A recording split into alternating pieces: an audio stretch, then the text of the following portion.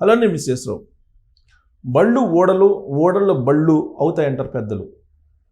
ప్రపంచవ్యాప్తంగా ఇప్పుడు పరిణామాలను చూస్తే కనుక అమెరికా కుప్పగూలిపోతుంది, అమెరికాలో ఉండేటువంటి కంపెనీలు భారత్కు క్యూ కట్టాయని చెప్పి చెప్తూ ఉన్నారు. అది ఎవరో కాదు, అమెరికాకు సంబంధించినటువంటి న్యూయార్క్ టైమ్స్ ప్రత్యేకమైనటువంటి కథనాన్ని ప్రచురించింది. దాని ప్రకారం అమెరికా కంపెనీలు దాదాపు $80 బిలియన్ పెట్టుబడిని భారతదేశంలో పెట్టబోతున్నాయి. $80 బిలియన్. ప్రాథమికంగా ఇప్పుడు అఫీషియల్గా వచ్చినటువంటి ఇన్ఫర్మేషన్ ప్రకారమే న్యూయార్క్ టైమ్స్ రాసినటువంటి సారాంశం ఇది. $80 బిలియన్ పెట్టుబడి పెడుతున్నాయి అమెరికా కంపెనీలు ఇక్కడికి. దానికి కారణం ఏంటి? అక్కడ అమెరికా అధ్యక్షుడు ట్రంప్ అయిన తర్వాత ఆయన తీసుకుంటున్నటువంటి విదేశాంగ విధానము, లేదంటే ఇమ్మిగ్రేషన్కి సంబంధించినటువంటి విధానాలు, ఇవన్నీ కూడా అక్కడ కంపెనీలను డిస్టర్బ్ చేశాయి. పైగా మానవ వనరులు ఖరీదైపోయాయి అక్కడ.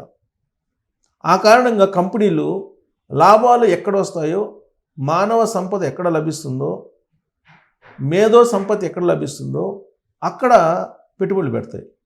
దానికి డెస్టినేషన్గా భారతదేశం కనిపిస్తుంది. అందుకే భారతదేశానికి కంపెనీలన్నీ క్యూ కడుతున్నాయి. ప్రపంచవ్యాప్తంగా రెండు దేశాలు ఉన్నాయి. ఒకటి చైనా, 2 భారతదేశం పెట్టుబడులు పెట్టడానికి అనుకూలం. చైనా ఆల్రెడీ అమెరికా మీద ఇప్పుడు పెత్తనం చెలాయించే స్థాయికి వచ్చేస్తుంది. ఎందుకంటే చైనా దగ్గర నుంచి కొన్ని లక్షల కోట్ల రూపాయలు అమెరికా అప్పు తీసుకుంది. అంటే అమెరికా మీద ఎదిగిపోయింది. దాంతో అమెరికాలో ఉండే కంపెనీలు చైనాలో పెట్టుబడులు పెట్టాలి అనుకోవు.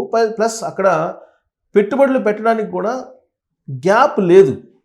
ఆల్రెడీ ఒక సాటిస్ఫాక్షన్, శాచురేటెడ్ స్థాయికి చేరింది అక్కడ పరిస్థితి, పారిశ్రామికీకరణ అనేది. కానీ భారతదేశంలో పారిశ్రామికీకరణ ఇంకా ఎదగాలి, చాలా ఎదగాల్సినటువంటి అవసరం ఉంది. అందుకే ఆ గ్యాప్లో ఇప్పుడు పెట్టుబడులు పెట్టడానికి అమెరికన్ కంపెనీలు వస్తూ ఉన్నాయి. అందుకే డాలర్ల వర్షం, డాలర్ల కుప్పలుగా డాలర్లు భారతదేశానికి రాబోతూ ఉన్నాయి అమెరికా నుంచి, అమెరికా కంపెనీల రూపంలో అనేది న్యూయార్క్ టైమ్స్ రాసినటువంటి కథనం. దాని ప్రకారం భారతదేశం రాబోయేటువంటి రోజుల్లో డాలర్ల పంట పండించబోతుంది అనేది అర్థమవుతుంది. ఏంటి ఆ న్యూయార్క్ టైమ్స్ రాసినటువంటి కథనం అనేది మీకు యాస్టీస్గా తెలుగులోకి తర్జుమా చేసి నేను చూపించబోతున్నా. ఒక వెబ్సైట్లో ఉన్న దాన్ని చూడండి. భారత్ ఇప్పుడు గ్లోబల్ డేటా సెంటర్లు, ఆర్టిఫిషియల్ ఇంటెలిజెన్స్ మౌలిక సదుపాయాలకు కీలక కేంద్రంగా అవతరిస్తుండడంతో అమెరికాకు చెందిన దిగ్గజాలు మన దేశంలో $10 బిలియన్ పెట్టుబడులు పెట్టేందుకు ముందుకు వస్తున్నాయి. ఇది రాబోయే రోజుల్లో భారతదేశము డేటా సెంటర్లకి, అలాగే ఆర్టిఫిషియల్ ఇంటెలిజెన్స్కి కేంద్రంగా మారబోతుందంట ప్రపంచానికి. అలాంటి మౌలిక సదుపాయాలు, ఈ రెండింటికి సంబంధించిన మౌలిక సదుపాయాలన్నీ భారతదేశంలోనే సమకూరబోతున్నాయి అని చెప్తున్నారు. అందుకే మైక్రోసాఫ్ట్, అమెజాన్, గూగుల్, మెటా ఇలాంటి సంస్థలన్నీ కూడా పెట్టుబడులు పెడుతున్నాయని చెప్పి న్యూయార్క్ టైమ్స్ ప్రచురించింది. దాని ప్రకారం ఏంటంటే మొత్తం భారతదేశం యొక్క డిజిటల్ రూపురేఖలన్నీ కంప్లీట్గా మారబోతున్నాయి. ప్రపంచవ్యాప్తంగా డేటా నిల్వలు కానీ, లేదా కంప్యూటింగ్ పవర్కు పెరుగుతున్నటువంటి డిమాండ్, ఇవన్నీ కూడా స్పష్టం చేస్తుందని చెప్పి పేర్కొన్నారు. పెట్టుబడుల వివరాలు ఏంటి, పెట్టుబడులు ఎవరెవరు పెడుతున్నారంటే మైక్రోసాఫ్ట్ సంస్థ భారతదేశంలో ఆర్టిఫిషియల్ ఇంటెలిజెన్స్ ప్రాజెక్టుల కోసం ఏకంగా $17.5 బిలియన్ కేటాయించబోతుంది. మైక్రోసాఫ్ట్ సంస్థ ఇది 17.5 బిలియన్ కేటాయించబోతుంది. ఇది రీసెంట్గానే నరేంద్ర మోడీ గారితో చర్చ జరిగింది. మైక్రోసాఫ్ట్ రాబోతోంది. ఇక మరోవైపు అమెజాన్ రాబోయే 5 ఏళ్లలో దేశవ్యాప్తంగా AI ఆధారిత కార్యక్రమాల కోసం $35 బిలియన్ పెట్టుబడి పెట్టబోతుంది. అమెజాన్ 35 బిలియన్ అమెజాన్ పెట్టబోతుంది రాబోయేటువంటి 5 ఏళ్లలో. ఇక గూగుల్ సంస్థ భారతీయ దిగ్గజాలైన అదానీ గ్రూప్ భారతీయ ఎయిర్టెల్తో భాగస్వామ్యం కుదుర్చుకొని డేటా సెంటర్ల ఏర్పాటుకు $15 బిలియన్ వెచ్చించనుంది. సో గూగుల్ సంస్థ ఆల్రెడీ వైజాగ్కి వచ్చేసింది, అఫీషియల్గా అనౌన్స్ అయింది. 150,000 కోట్ల పైగా పెట్టుబడులు పెట్టబోతుంది. అదానీ అలాగే భారతీయ ఎయిర్టెల్ తోటి కలిసి ఈ పెట్టుబడులను పెట్టబోతుంది గూగుల్ ఏర్పాటు చేయనున్న ప్రదేశానికి సమీపంలోనే మెటా కూడా ఒక భారీ కేంద్రాన్ని నిర్మిస్తుంది. సో గూగుల్ పక్కనే మెటా కూడా రాబోతుంది. ఇతర భారతీయ పారిశ్రామిక సంస్థల ప్రాజెక్టులు వీటికి అదనం. ఇది కాకుండా ఈ 2 వచ్చిన తర్వాత వీటికి అదనంగా ఇంకా కొన్ని కంపెనీలు వచ్చి ఎకోసిస్టమ్ మొత్తం మారిపోతుందని చంద్రబాబు గారు అనేక సందర్భాల్లో చెప్పారు వైజాగ్లో. సో మొత్తం కలిపి ఈ పెట్టుబడుల విలువ కనీసం $67.5 బిలియన్ సమానం అంట. అంటే దాదాపు మన రూపీస్లో 5,60,000 కోట్లు 5,60,000 కోట్లు పెట్టుబడి రాబోతుంది మనకు అమెరికా కంపెనీల నుంచి. 5,60,000 కోట్లు చిన్న అమౌంట్ కాదు. 5,60,000 కోట్లు అంటే అంత మొత్తంలో పెట్టుబడులు పెట్టడానికి భారతదేశానికి అమెరికా దిగ్గజ కంపెనీలు రాబోతున్నాయి. ఇది న్యూయార్క్ టైమ్స్ రాసినటువంటి ఇచ్చినటువంటి ఇన్ఫర్మేషన్. అంటే ఖచ్చితంగా మనం దీన్ని కొంత పరిగణలోకి తీసుకోవచ్చు. ముంబైకి చెందిన ASK wealth advisors chief investment officer Somnath Mukherjee మాట్లాడుతూ, భారత్లో ఒకే రంగంలో ఇంత భారీ స్థాయిలో పెట్టుబడులు రావడం బహుశా ఇదే తొలిసారని న్యూయార్క్ టైమ్స్కి చెప్పాడు. ఐటీ రంగంలో ప్రత్యేకించి ఆర్టిఫిషియల్ ఇంటెలిజెన్స్ అలాగే డేటా సెంటర్లు ఈ ఏరియాలో అంటే ఈ రంగంలో ఇంత పెట్టుబడులు రావడం అనేది ఇది ప్రపంచ రికార్డు. ఆ రికార్డుని భారతదేశమే సొంతం చేసుకుందని చెప్పచ్చు. అదే విషయాన్ని ఆయన చెప్పారు.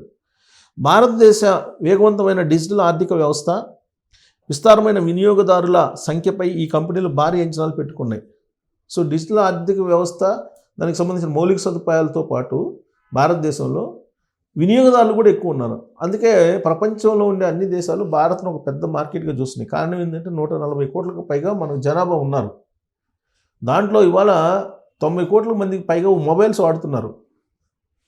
అంటే మన డేటాని వినియోగించడంలో కానీ లేదా డిజిటల్కి సంబంధించినటువంటి ట్రాన్సాక్షన్స్ కానీ లేదా ఇతర సేవలను కానీ తీసుకోవడంలో కానీ ప్రపంచంలోనే మనం మొట్టమొదటి. అందుకే దీన్ని పెద్ద మార్కెట్గా భావిస్తూ ఆ కంపెనీలు డేటా సెంటర్లు కానీ లేదంటే ఏఐ సెంటర్లు కానీ భారతదేశానికి వస్తున్నాయి. అందుకే మునిపెన్నడూ లేని విధంగా చరిత్రలో నిలిచిపోయేలాగా పెద్ద మొత్తంలో భారతదేశానికి అమెరికా కంపెనీలు పెడుతున్నాయి భారతదేశంలో. ఇక ప్రపంచంలోని డేటాలో దాదాపు 20% ఇక్కడే ఉత్పన్నం అవుతుందండి. సో 20% భారతదేశంలో డేటా ఉందంట. గ్లోబల్ స్టోరేజ్ సామర్థ్యంలో మన వాటా చాలా తక్కువగా ఉంది. ప్రపంచంలో అత్యధిక డేటాను వినియోగించే దేశం భారత్. కానీ అమెరికా డేటా సామర్థ్యంలో ఇక్కడ కేవలం 5% మాత్రమే ఉందని ముఖర్జీ. సో డేటా సెంటర్లు ఇంత డెవలప్ అవుతున్నాయి అని చెప్పుకున్నా కానీ అమెరికాలో మనం 5% అంటాం.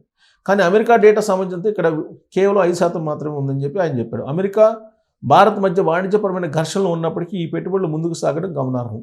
నిజమే. ఎందుకంటే అమెరికా కంపెనీలకు అమెరికా దేశం ట్రంప్ ఒక సూచన చేశారు. అమెరికన్లో ఉండేటువంటి ఇండియన్స్కి ఉద్యోగాలు ఇవ్వద్దని, అమెరికా కంపెనీలు వెళ్ళి భారత్లో పెట్టుబడులు పెట్టొద్దని ఎలన్ మస్క్తో సహా అనేక మందికి యాపిల్ ఇలాంటి కంపెనీలకి అన్నిటికీ చెప్పాడు ఆయన.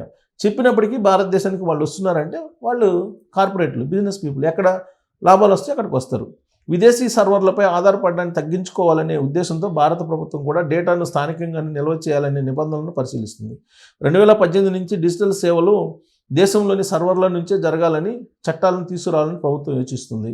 2028 నుంచి డిజిటల్ సేవలు దేశంలోని సర్వర్ల నుంచే తీసుకురావాలని. బ్యాంకులు, మెసేజింగ్ ప్లాట్ఫామ్లకు ఇప్పటికే ఇటువంటి నిబంధనలు వర్తిస్తున్నాయి. ఈ నేపథ్యంలోనే దేశంలోని ప్రధాన నగరాలు, ముఖ్యంగా తీర ప్రాంతాల్లో డేటా సెంటర్లు వేగంగా విస్తరిస్తున్నాయి.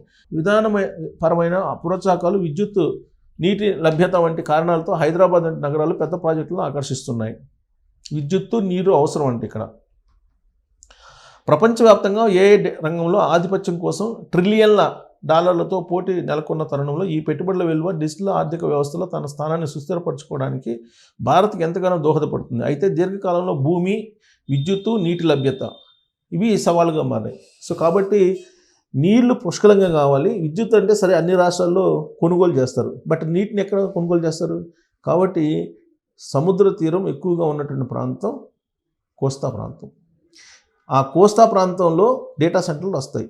అవసరమైతే సముద్ర నీటిని దాన్ని రివర్స్ ఆస్మోసిస్ ప్రాసెస్ ద్వారా మంచినీళ్ళుగా మార్చుకుని ఉపయోగించుకుంటారు. కాబట్టి డేటా సెంటర్లన్నీ ఆంధ్రప్రదేశ్కి రాబోతున్నాయి. సముద్ర కోస్తా తీరంలో ఉండేటువంటి తమిళనాడు ఇలాంటి ప్రాంతాలకి, సముద్ర తీరంలో ఉండే రాష్ట్రాలకు రాబోతున్నాయి. అందులో ఆంధ్రప్రదేశ్కి ఎక్కువగా రాబోతున్నాయి. ఎందుకంటే విధానపరమైన నిర్ణయాలు ఉన్నాయి కాబట్టి ఈ పెట్టుబడులు అన్నీ భారతదేశానికి వస్తుంటే భారతదేశంలో ఉండేటువంటి ఆంధ్రప్రదేశ్కి ఈ డేటా సెంటర్లు రాబోతున్నాయి. రాబోయే రోజుల్లో ఆంధ్రప్రదేశ్కి డాలర్ల వర్షం కురవబోతుంది అమెరికా కంపెనీల రూపంలో అని చెప్పచ్చు. అంత పెద్ద ఎత్తున రాబోతున్నాయి భారతదేశానికి. దాంట్లో కూడా ఆంధ్రప్రదేశ్లోనే ఈ డేటా సెంటర్లు వచ్చే అవకాశం ఉంది. కాబట్టి ఈ డేటా సెంటర్ల రూపంలో కుప్పలుగా ఆంధ్రప్రదేశ్కి డాలర్ల వర్షం, అమెరికా డాలర్ల వర్షం కురవబోతుంది అని చెప్పి న్యూయార్క్ టైమ్స్ ఇచ్చినటువంటి న్యూస్. ఆంధ్రప్రదేశ్ పేరు మెన్షన్ చేయలేదు కానీ భారతదేశం అని మెన్షన్ చేశారు. కాకపోతే భారతదేశంలో ఇప్పుడు డేటా సెంటర్లు ఎక్కడ వస్తున్నాయంటే ఆంధ్రప్రదేశ్లో, కాబట్టి ఆంధ్రప్రదేశ్కి అమెరికా డాలర్ల వర్షం కురవబోతుందని చెప్పి చెప్పచ్చు. దీని మీద మీ అభిప్రాయం ఏంటి తెలియజేయచ్చు. Thank you.